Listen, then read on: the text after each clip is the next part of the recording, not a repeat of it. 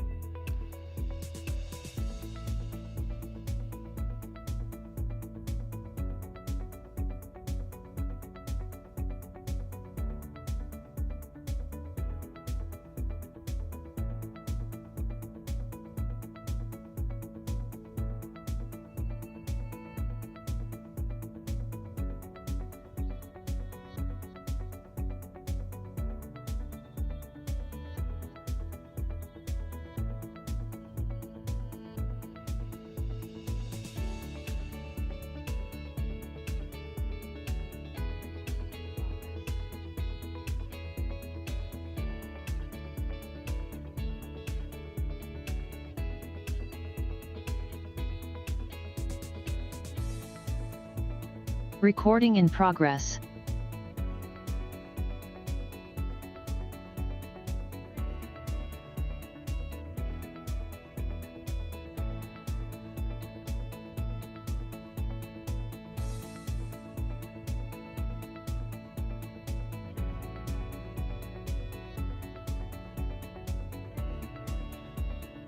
Okay, good evening, everyone. We apologize profusely for that technology glitch, but we are all back on, and I know that people are rejoining the webinar, and I also know that the new TV feed has restarted. So, good evening. Welcome to a school committee special school committee member, school committee meeting. At this meeting, there will be no public comment. We are here to discuss what to do about the 180 days that we are mandated to have by the state of instruction, and the effect of the missed days that we've had due to the teacher strike. And with that, I'm going to actually toss it over to our superintendent to give a little more context and start off our discussion.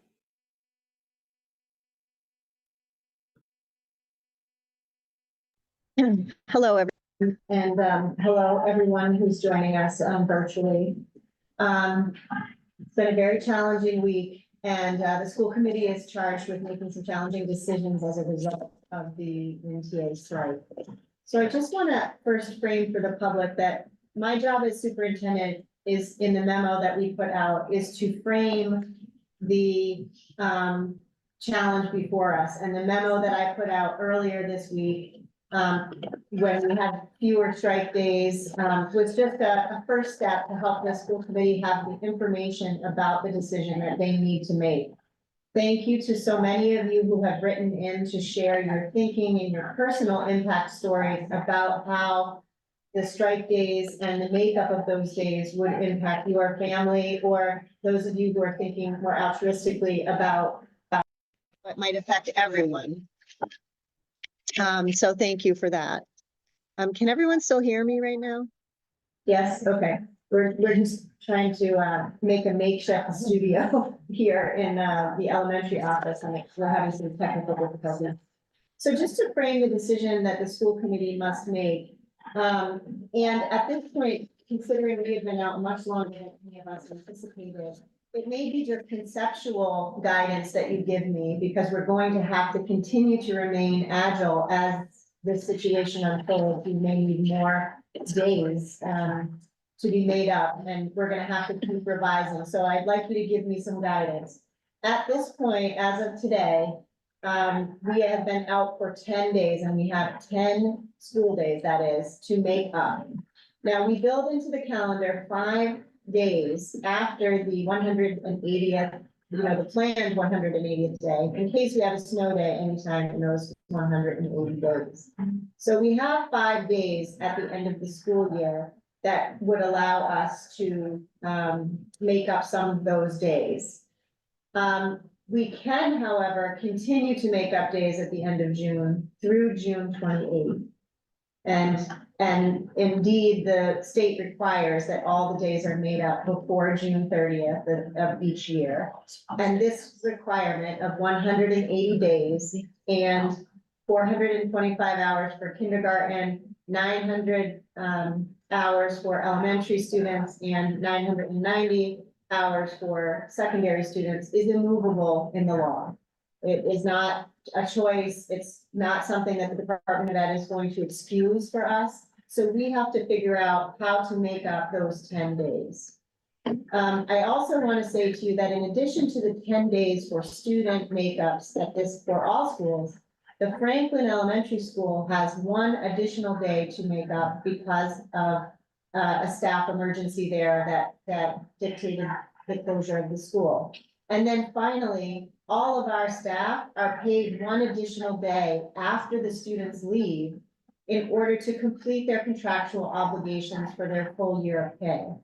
So in essence, we are looking for 12 days right now. If we are closed tomorrow, it will be 13 days. And the memo I sent to you hoped to illustrate that there are many different choices for how those days can be achieved. So I just want to overview the types of times and the considerations that I want to put before you. Now, many of you have been on the same emails I have, but I have done my best to read almost everything up to the last few hours and try to summarize the concerns for you.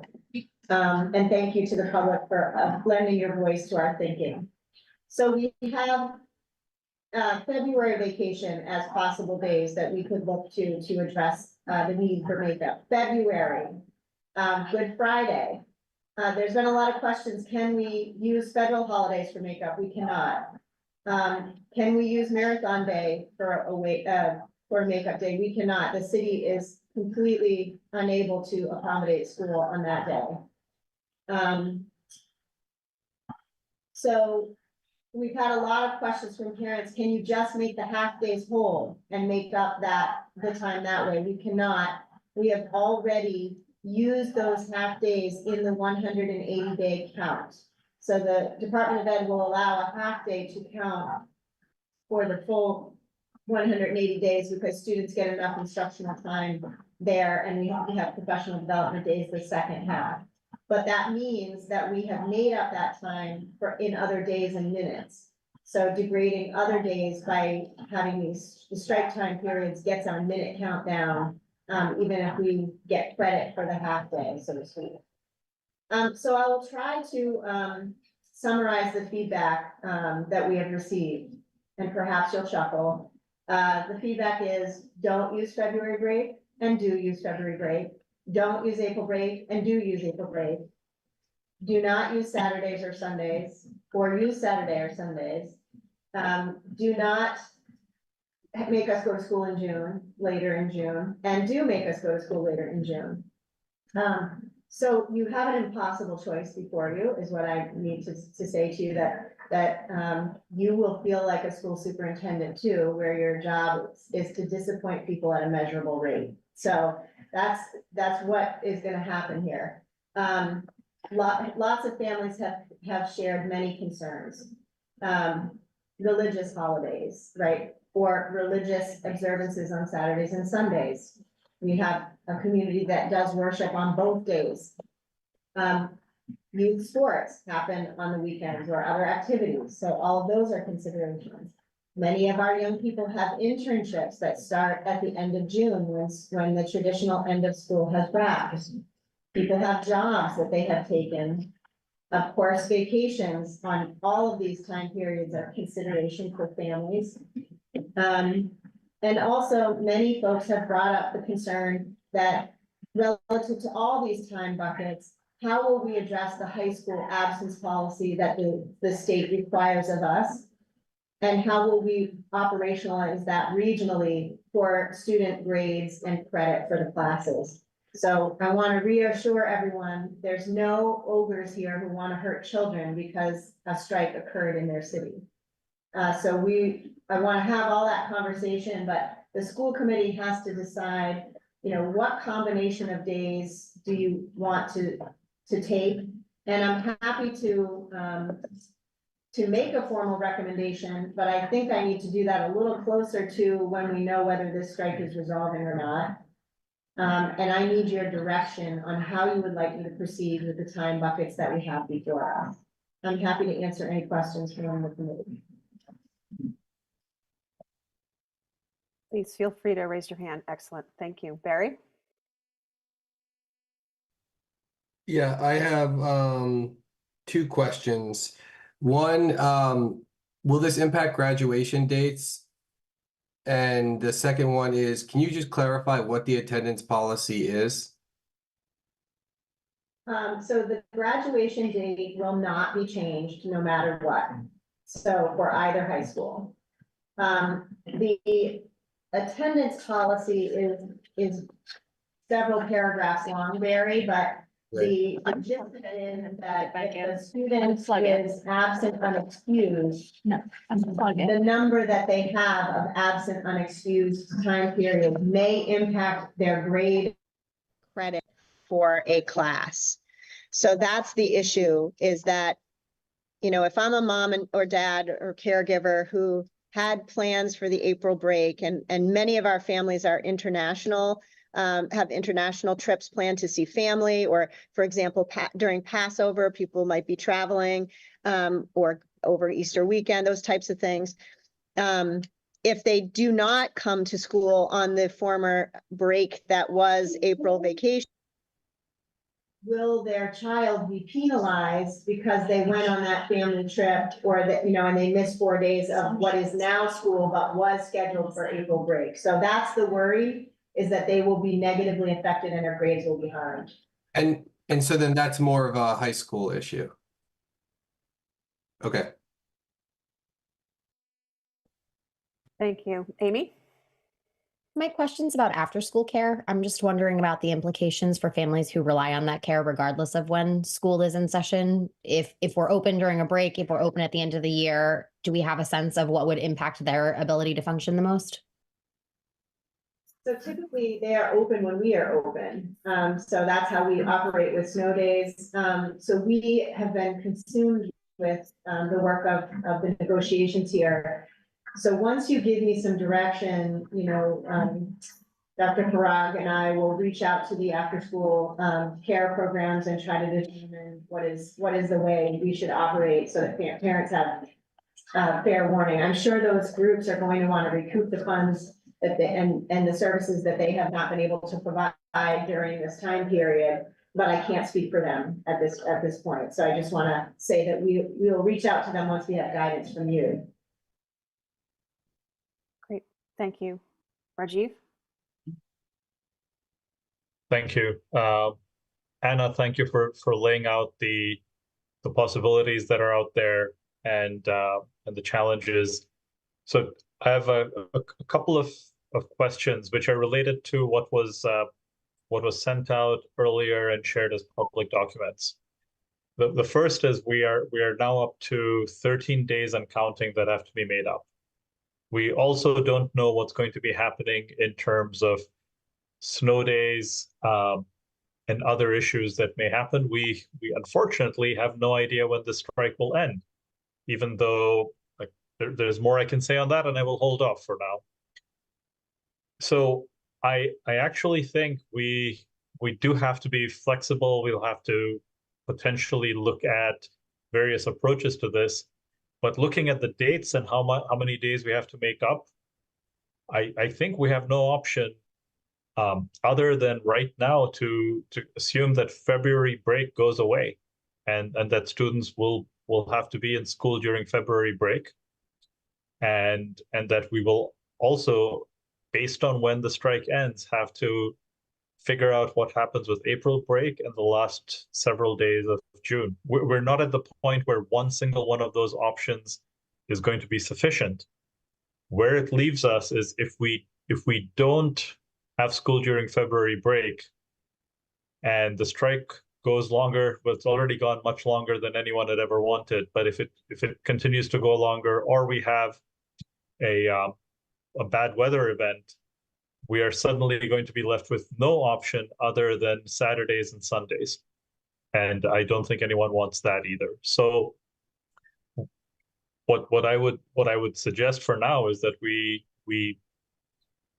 agree that February break goes away. And I fully understand the concerns around high school grades, and we should talk about how to make sure that there is no N given for students who miss those particular days as part of their grading. So I'll stop here and hand off to Barry. Actually, I'm going to interrupt and say, Barry, if you don't mind waiting a second, Paul and Anping have not had a chance to weigh in yet, so I'm going to let them go first. Paul, go ahead. Thank you, Emily. And thank you, Anna, for laying out the issues. And I also just want to thank all those people who've written in. We couldn't do public comment for this meeting for the obvious reasons, but rest assured we've read all your letters, and they've been very helpful in laying out the personal and broader issues. I agree with Rajiv that given the uncertainty in the number of days we will ultimately need, it's better to start catching up sooner rather than later, and therefore reopening during February break to me makes sense. Also, in terms of continuity, the kids have been out for some time already. Coming back in just for several days and then going out again seems to me to be that it wouldn't be so helpful or good for them, and that therefore just continuing through February would make sense. I also recognize in saying that many families have made commitments and made deposits and down payments, but frankly, many have done the same for April, and many have done the same for June. And so to me, just because of that uncertainty that Rajiv discussed in terms of the number of days we might ultimately need, it's better to start catching up now. Thank you, Emily. Thanks, Paul. Ping, go ahead. Thank you. I appreciate that as well. The general framework and Nolan just laid out, and we have to understand the bigger picture here. And also, let me say that Department of Education is being very serious about the 180 days. So that's we have to keep in mind. I very agree that the February break might be used to make up. I agree that we need to start this healing process. I think it might be a little bit harder for folks to enjoy that February break if we give that time. And so as an educator, I thought this is very important. But we all understand that the strike still in process, and it's very hard to determine, but I totally agree. The February break. And I have some vote results, and I'd like to share. Probably my colleagues got those votes from parent group, from 499 votes. Among them, 35 agreed to use February break, 27 agreed to use April break, and 26 said to extend until the June 28th, and then 12% say use the rotation of weekend days. So clearly, February break is the most agreed upon. And let's say we all acknowledge that family made a vacation plan, and but that's something we have to deal with. And agree. And Nolan said that they're all kind of perspectives. We all receive quite lots, but that's tough decision we have to make. Thanks. Go ahead, Barry. Yeah, I personally would prefer to see a mix of February, April, and June used to get to those days. But I think that it will depend on when the strike ends, and we'll be able to make the determination. If it goes on longer, I could understand the support for going immediately with February. But my opinion is to mix it between those three groups. And then I do have I have a question on how do we handle or try and understand teachers that have made obligations during those times? Is there something that do we need to make a statement on that? Do we need to do anything formal? You said staff? Yes. Yeah, so, this is the first time I've had to contend with this question, but that would be something contained in a return to work group agreement, meaning as part of the final agreements we make for ending this strike and our collective bargaining. We also have many issues to contend with that arose from the strike. This would be one of them. So that if we were going to have those days, there would need to be some sort of rules of the road, so to speak, for how we would handle those days with staff who did not attend. Great, thank you. Did somebody in this in the OWL group? They had their hands up. It was me. Great. So on Ping, can you just tell me where the survey data you just sourced is from? Okay. Let me see if I can. I tried to get the I tried to get the name on the organization, but I haven't found it yet. But here is the let me, if I can read. So it's not a poll that you conducted on Ping. It's one someone sent you? Correct. It's a parent sent me a few emails, and I asked that person to update me right now. The number I share with you was conducted as of 5:30, and I asked them to update. Seems still match the same percentage, and I will forward to you.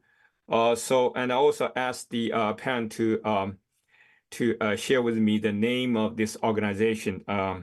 But again, based on 499 votes.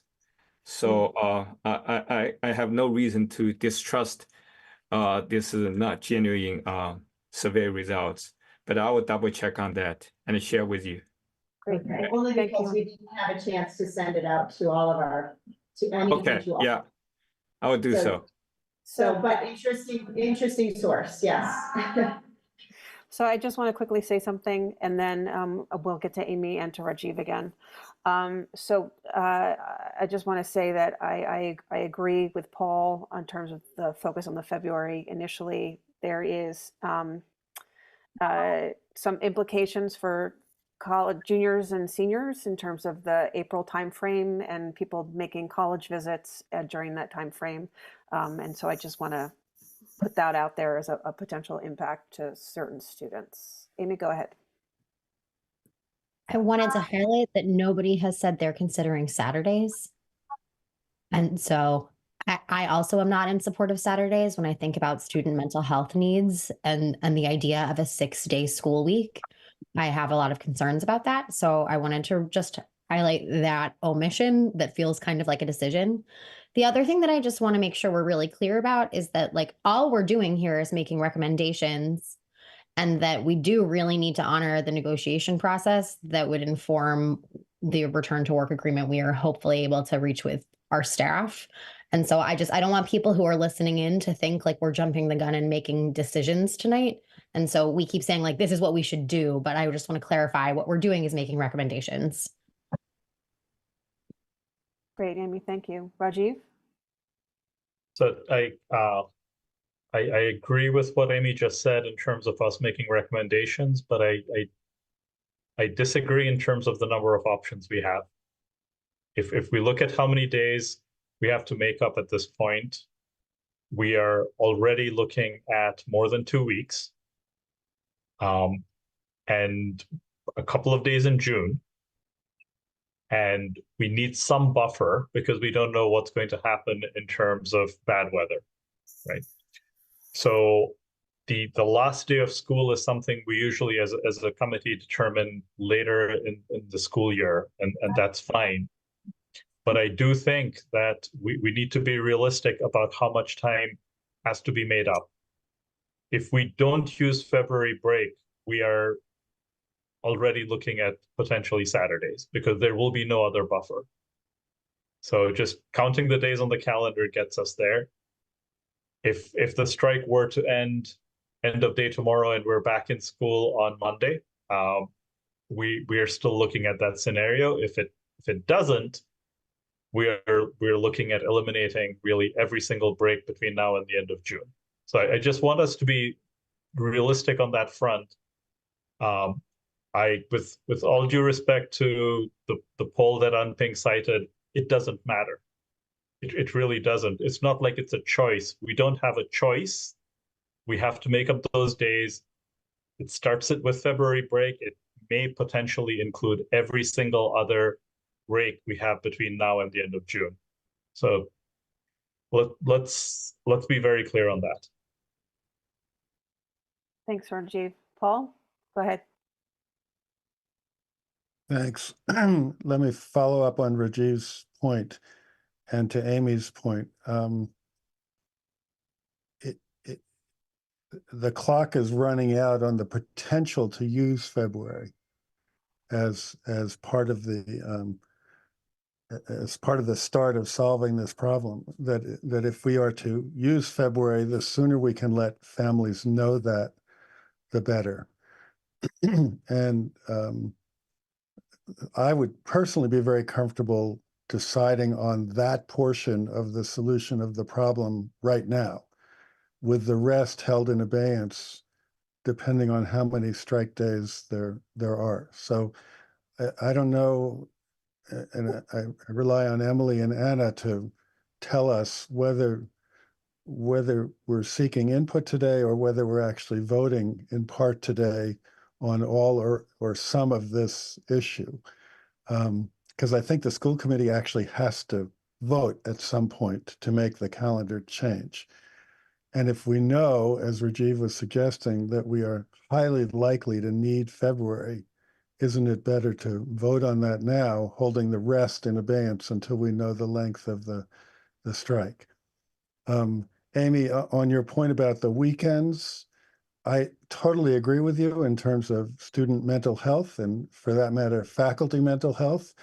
There's a reason we have weekends, and they're important, but there are also very strong religious observance reasons, both for the Jewish and the Christian community. Those are worship days, and we will inevitably lose a good number of students for sure because of that. And I don't think we want to infringe on those issues, and also for the mental health issues you've discussed. Thanks, Emily. Thanks. And Paul, actually, as an FYI, I was going to suggest that exactly what you said, which was that we only if we're going to vote tonight, that we've only vote on that one particular section. But I know that the OWL area had their hand up, and I don't know, Anna, if you want to say anything or weigh in on this.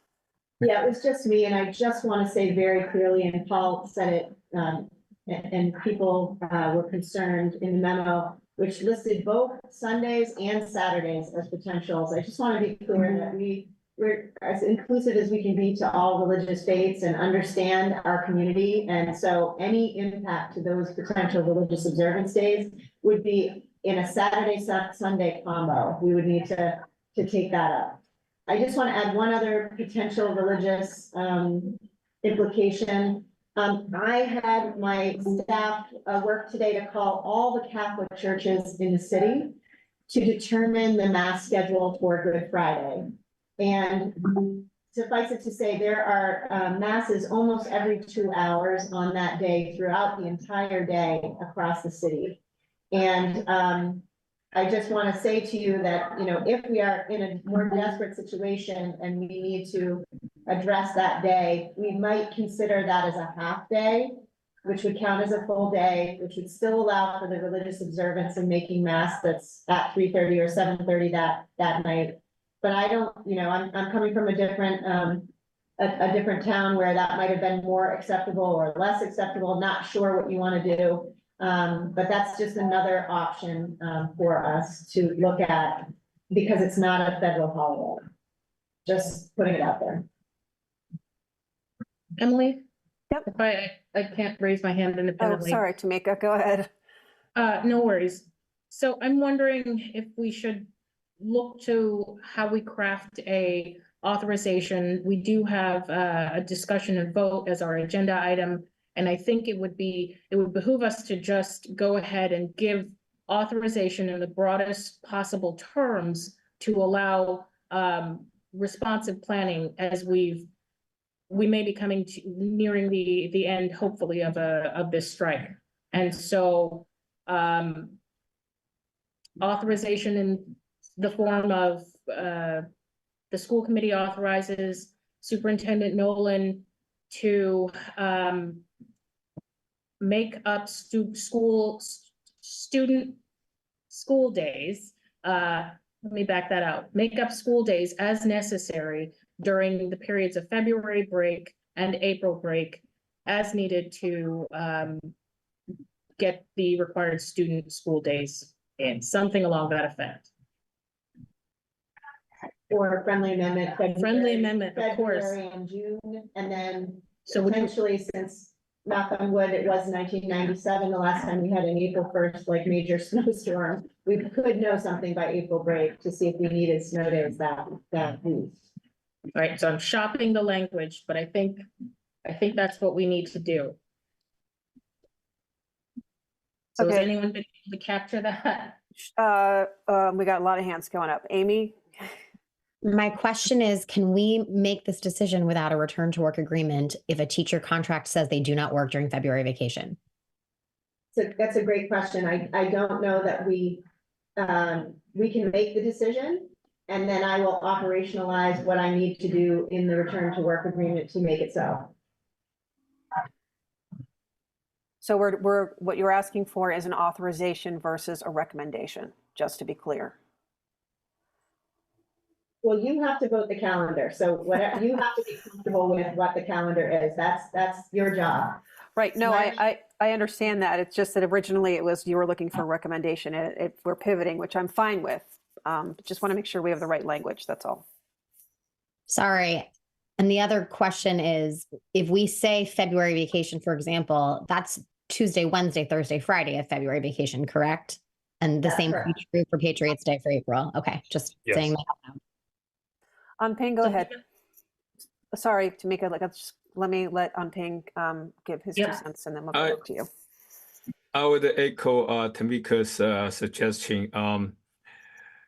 Of course, we will still share our feedback to Ann Nolan, but I think I would trust her expertise and knowledge to handle these, extraordinary situation and unprecedented.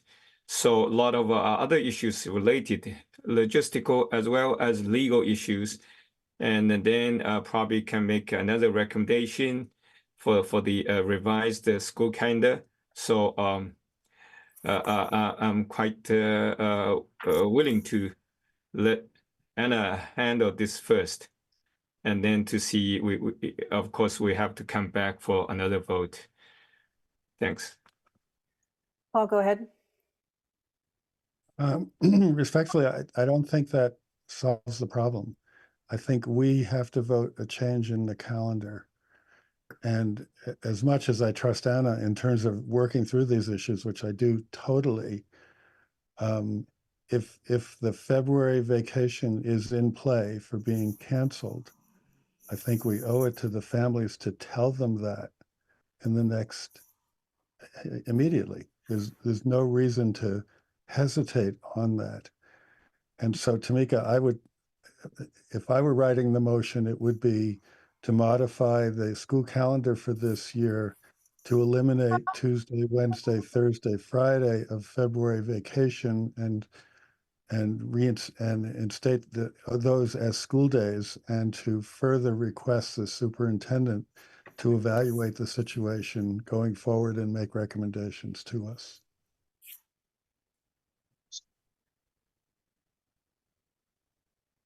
Paul, can I Do you ask if have- you put that in the chat? I was or going to anything say, like that? can somebody write that down? I will. I was hoping somebody else would be doing it while I was talking. But I think, let me do is that, that. if that's your motion, I'd be happy to second that motion. That was right along the lines of what I was thinking about as well. Okay, let me just quickly. Let's get the write it. language first, yeah, before we start. Move to eliminate the school vacation days during February break, Tuesday. It's February 20th through February 23rd. Thanks, Amy. That's the Tuesday? That's the Tuesday. While Paul is drafting, there's still a hand up in the OWL It's bulletin. me. It's Okay. me. I just want to play devil's advocate as we have in our norms, which is if I am a February vacationer with my family, I am unduly impacted by that entire break being taken. So friendly amendment to Paul's thinking, should you want to consider it, is do we take 2 days in February break, a portion of April break, and then the remainder in June? Just thinking, we're gonna know by April what the snow situation is, so that we could take more of April vacation if we wanted to. So just something to consider in case you're one of those families that thought, it's a week out for them to make any changes and those types of things. And also just signaling to families, like, you're gonna have to make a decision that's best for you and your family and what your expectations are. And we're not going to punish children and families for doing what they need to do on those days, should they be become school days. But we would expect as much attendance as possible so that students can remediate what has been lost for them. Okay. Rajiv and then Barry. Yeah, so two things. One is in response to what Anna said, we have 17 days to play with. And I mean, when I say play, obviously this is a very serious matter, but that's it. And that doesn't include Good Friday, which or weekends, obviously, none of which I would be comfortable touching unless we were absolutely forced to. But we have 17 days. We need to make up already 13 at this point. So I very much agree with the motion that Paul and Tamika have put forward. I would just suggest a friendly amendment related, or possibly a separate motion related to high school students with not receiving an N on their transcripts or a grade impact for families, for students who are unable to attend on days that we change. And I'm not sure of the right way to word it, but our students have already been so horribly impacted by what's going on the last thing we want to see is a great impact because there were tickets or plans that couldn't be shifted. So I would just say I would very much want that as an amendment or as a separate motion. Thank you. Thank you, Rajiv. Barry, go ahead. I was going to say that I agreed with Anna's approach in terms of taking a little bit from everything, but in the time that it took to get to me, I think I've changed to that we need to just think about February and get through these days as fast as possible and not to risk not having the opportunity to make up these days. And I do think it's really important that we consider the impact on all people, and that, as Anna mentioned, some might be February break people, some might be April, and to try and spread it as much as possible. But the situation we have is unprecedented, and we can't risk not being able to make those days up. Barry, Paul, go ahead. I appreciate Anna's devil's advocacy on this. It's always good to keep us from falling into a groupthink approach. And so thank you for doing that. I'm going to leave the motion as written because I think pairing off a day on either end isn't likely to solve a lot of families' problems who already have a conflict for February vacation.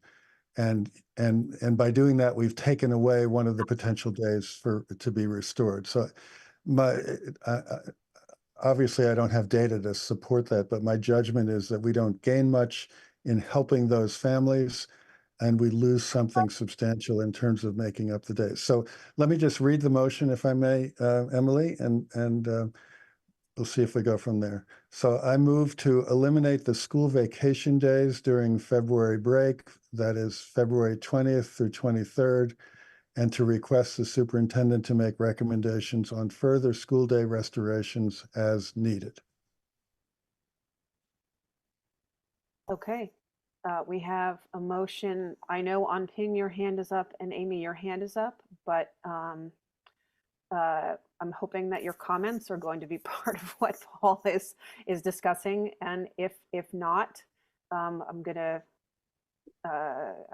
do something not quite Robert Rules kosher and say, if you don't want to give any commentary or something separate from what Paul suggested, speak now, and then we'll go into the discussion with Paul.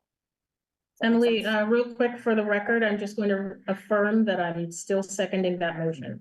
Oh, yes, sorry. Tamika seconded that motion. Thank you. And what I'm doing is not particularly kosher, and I'm aware of that, but both of your hands were up before Paul started with the motion. So on Ping. Yeah, quickly, my comment is not directly related to Paul's motion. Should I say now or later? Yeah, quickly, where I feel like running out of time. Basically, as Paul already alluded, that some parents had the international trip, which is quite costly. So if for whatever reason they don't want to change their plan, still want to go ahead, probably parents want to know the attendance policy now. What could it be the impact on their grade and all other, class school performance? Because parents might be very concerned if they consider it as a failure if they're missing too many days for that course. Yep. So on Ping, just know that Superintendent Nolan did put in the chat, and I will read it, that we will not penalize students academically for absences on makeup days due to the high school attendance standard. So that is good news to hear and answers that question. Tamika. No, no. Oh, okay. I just wanted to point out you did that. Okay. Is there any discussion on Paul's motion? Amy, go ahead.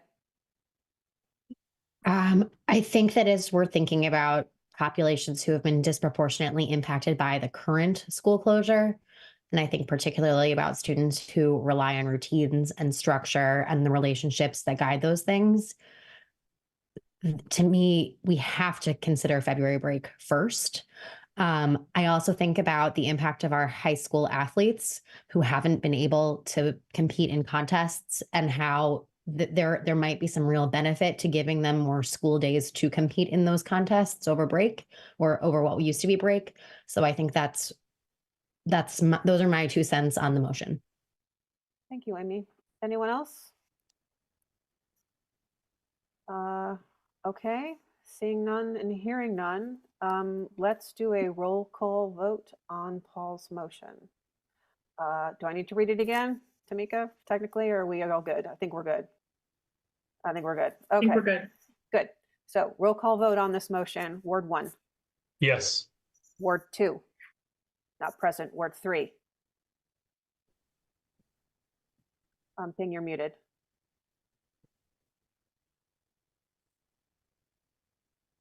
Yes, yes, Ward 4, Yes. Ward 5, yes. Ward 6, Yes, Ward 7, Yes. Ward 8, Yes. Mayor Fuller. Yes. Thank you. So the motion carries and thus has ended our business for tonight. I'm sure that there will be future meetings where we will be continuing this discussion. And I wanted to thank everyone. Oh, hold on, Amy. Yes, go ahead. I think for families who are watching, it might be important to just clarify that we have not yet determined the last day of school. Oh, yes, of course. Right. Do you know what I mean? Like, I think we've been Sure. clear about what we did vote on, but we should be clear about what we didn't vote on. Right. So we have not yet voted on the last day of school. And frankly, in a normal year, we would not be voting on that last day of school until April. So thank you for pointing that out. Rajiv, quickly. Thank you, Amy. That's a good clarification. We should also point out we haven't yet voted on April break. That's still very much in the air, depending on many other things. Thank you. Anna, you have your hand up. So I just want to summarize your advice to me that at this moment, without a return to work agreement in hand, this is what you hope to be the first order of operations. And then we will determine, based on how long the strike period persists and any other factors like snow or what have you, how we will make up the remaining days after we have a return to work agreement. Yes, I think that we all agree on that. Everybody's nodding. Thank you. So. Okay, so I'm going to continue with closing out the meeting. Thank you very much for coming for the meeting. We will be having future ones to discuss this topic and other school committee business eventually when we are back and ready to do so. So thank you very much. Have a good night, everyone. Thank you.